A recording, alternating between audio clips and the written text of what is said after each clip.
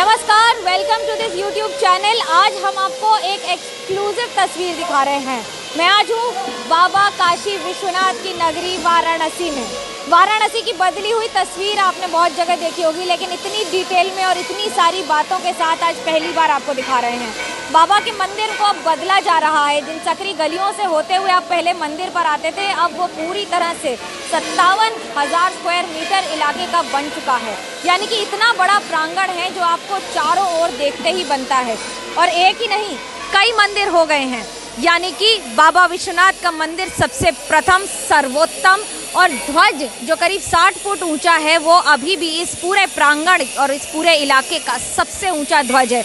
ये खासियत है इस मंदिर की, जिसे अब एकदम नवीन अंदाज में पेश किया जा रहा है। प्रधानमंत्री नरेंद्र मोदी यहाँ से सांसद हैं और उन्होंने वादा किया था कि इलाके और शहर की तस्वीर बदलेंगे, और उसमें सबसे बड़ा ये काशी विश्वनाथ कॉरिडोर, काशी विश्वनाथ धाम जिसे आप कह सकते हैं, अब नए अंदाज में तैयार है 13 दिसंबर को सबके सामने। लेकिन पहली और सबसे एक्सक्लूसिव तस्वीर हम आपको इस चैनल पर दिखा रहे हैं मंदिर में। यानी कि अभी जो मंदिर आप देख रहे हैं, ये है भुवनेश्वर जी का मंदिर। भुवनेश्वर जी का मंदिर के साथ साथ दूसरा मंदिर आता है तारकेश्वर जी का मंदिर। तारकेश्वर जी का मंदिर जो पहले बगल बगल से दिखते ही नहीं थे, लेकिन अब दिख रहे हैं।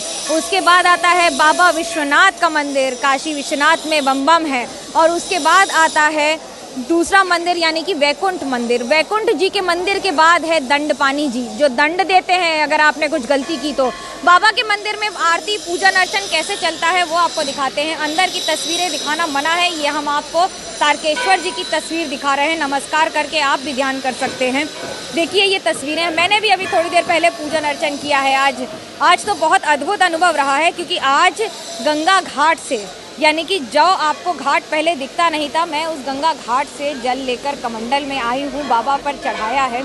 और बाबा पर चढ़ाने का अनुभूति अद्भुत होती है। ये जो पीछे आप पूरा प्रांगण देख रहे हैं, ये अब बदल गया है। पहले यहाँ करीब 400 घर हुआ करते थे। इन 400 घर को तोड़कर 57,000 स्क्वायर फीट इलाके में, यानी कि मंदिर से लेकर आपको सीधे दिखाई देगी अब गंगा मैया। 350 मीटर का ये डिस्टेंस हो जाएगा, जो कभी किलोमीटर दर किलोमीटर हुआ करता था। और किलोमीटर के किलोमीटर आपको चल कर आना पड़ता था, घाटों से होते हुए, घूमते हुए, गलियों से होते हुए। लेकिन एक तस्वीर आपको बड़ी ज़रूरी है दिखाना। ये प्रांगण तो बदल ही गया है, सैकड़ों इसमें खंबे लग गए हैं, गुंबज लग गए हैं। और उसके साथ एक और तस्वीर आपको दिखा रहे हैं। ये जो पूरा प्रांगण है, इसके आगे अभी बहुत काम चल रहा है। 300 मीटर के इस काम में इतनी सारी परिवर्तन कर दिए गए हैं। यानी कि अब आपको मंदिर से थोड़ा सा बाहर जाते ही, भव्य दरवाजे से जाते ही आपको दिखेगा, पहले माँ गंगा का दर्शन होगा। उसके बाद फैसिलिटेशन सेंटर, यानी कि टूरिस्ट फैसिलिटेशन सेंटर बनाए गए हैं। उसके साथ रहने के लिए जगह, करीब 18 गेस्ट हाउस, गेस्ट रूम्स बनाए गए हैं। साथ ही साथ यूटिलिटी सेंटर्स बनाए गए हैं। और यूटिलिटी सेंटर के अलावा यहाँ पर आने वालों के लिए गैलरी, म्यूज़ियम, वाराणसी गैलरी, वो सारी तस्वीरें जो अब तक आपने किताबों में, पन्नों में पलट पलट के देखी हैं, लेकिन अब ये बदलती तस्वीर के साथ है। आपको हम नक्काशी का काम दिखाएं, इतनी महीन नक्काशी की गई है और ध्यान रखा गया है। देखिए ऊपर से पानी निकालने के लिए नालियाँ भी जो बनी हैं, उसको भी गौमुख जैसा या फिर सिंह मुख जैसा रखा गया है।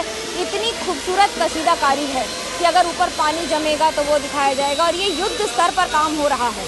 करीब 1000 करोड़ से ज़्यादा के इस प्रोजेक्ट में अब वाराणसी की नई तस्वीर है। बाबा के दर्शन करने के लिए अभी तक ये माना जाता था कि जो 10 किलोमीटर का घेरा है, यानी कि 10 किलोमीटर के घाट हैं वाराणसी के, वहाँ पर जब माँ गंगा के ऊपर चंद्रमा की रोशनी पड़ती है, वो देखते ही बनती है। माँ गंगा यहीं पर चंद्रमा के पूरे स्वरूप में काशी के घाट पर अपनी खूबसूरती, अपना समर्पण माँ, यानी कि बाबा के मंदिर के सामने समर्पित रखी हैं। बाबा की ही जटा से निकलती हैं। और आप ध्यान रखिए कि काशी में ही ये खासियत है। काशी की अनुभूति अलग है। काशी का पूरा जो यहाँ की अनुभूति है, वो पूरी तरह से अलग हो जाती है। इस नए मंदिर को देखते हैं तो आपको कैसा लगता है, क्या क्या बदला है? पहले इतने वर्षों से हैं यहाँ पर। पहले यहाँ का जो बाबा के आसपास के जो क्षेत्र थे, बहुत कंजेस्टेड था। माननीय प्रधानमंत्री जी की प्रेरणा से बहुत ही सुंदर भव्य बन गया है। हम लोग यहाँ पंडा समाज की तरफ से पहले प्रधानमंत्री जी को बधाई देते हैं। इतना सुंदर भव्य कॉरिडोर का, विश्वनाथ धाम का निर्माण उन्होंने करवाया और भव्यता यहाँ पे बढ़ गई है।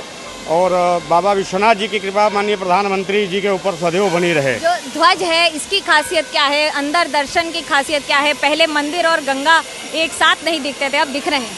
पहले यहाँ पे कहा गया गलियाँ यहाँ की फेमस थी, एक गली से कई किलोमीटर तक का सफ़र लोग तय कर लेते थे। अब वो गलियाँ जो है हट गई और वो गंगा घाट से जो कॉरिडोर का निर्माण हुआ है स्वयं एकदम बाबा विश्वनाथ जी के धाम तक आएगा।